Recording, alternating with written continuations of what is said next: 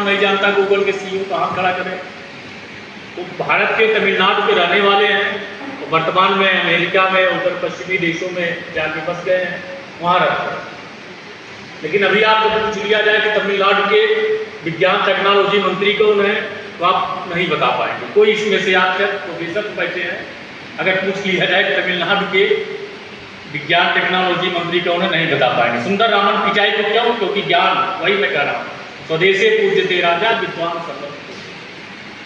Australia में भी आप सुंदर पिचाई का नाम लेंगे, अमेरिका में भी लेंगे, भारत में भी लेंगे, सऊदी अरब में भी लेंगे, उनका नाम बताएंगे लोग आदत से लेंगे।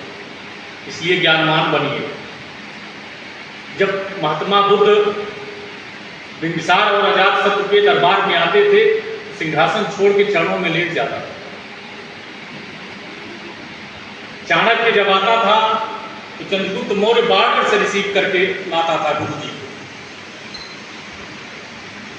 पतंजलि जब पुष्यमित्र शुक्र के दरबार में जाते थे, पैर धोके पूरे महल में छिड़कवाता था, ताकि गुरु की चरण रज पूरे महल में जाए और पवित्र हो जाए।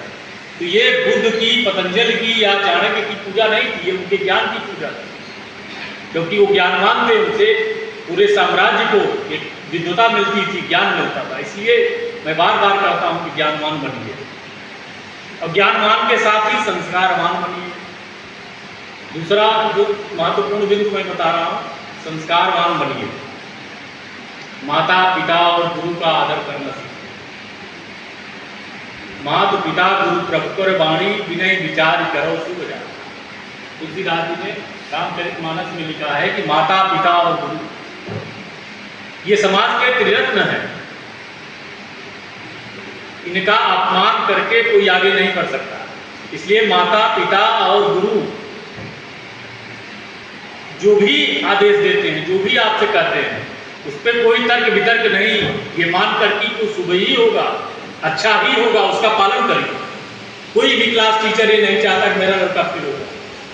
आप बताइए, कोई क्लास टीचर चाहता है कि हमारा लड़का फर्स्ट डिवीजन में पास हो, टॉप न करे? सब चाहते हैं।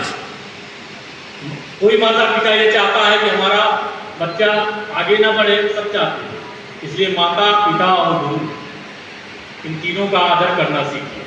संस्कारवान बनिए, अच्छे विचारों को मन में लाइए, और उसी ज्ञानवान और संस्कारवान के साथ अच्छी संगत करिए। सत्संगति ही कथय किंद करोति पुंसा।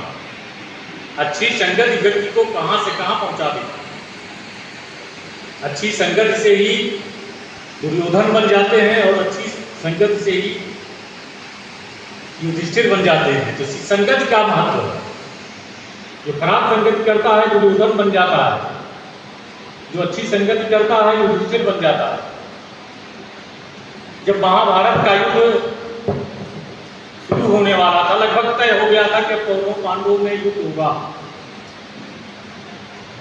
भगवान श्री कृष्ण शांत की अंतिम आशा लेकर के हस्तिनापुर राज्यसभा में आए। उन्होंने दुर्योधन को अलग से ले जाके बताया, अलग से बात की, और दुर्योधन से कहा कि ये पांडव तुम्हारे भाई को क्यों नहीं दे देते हो आधा राज्य? दे दो। नहीं आधा राज्य दे सकते हो, 5 जवान दे दो। दुर्योधन वहां अपने दिल की बात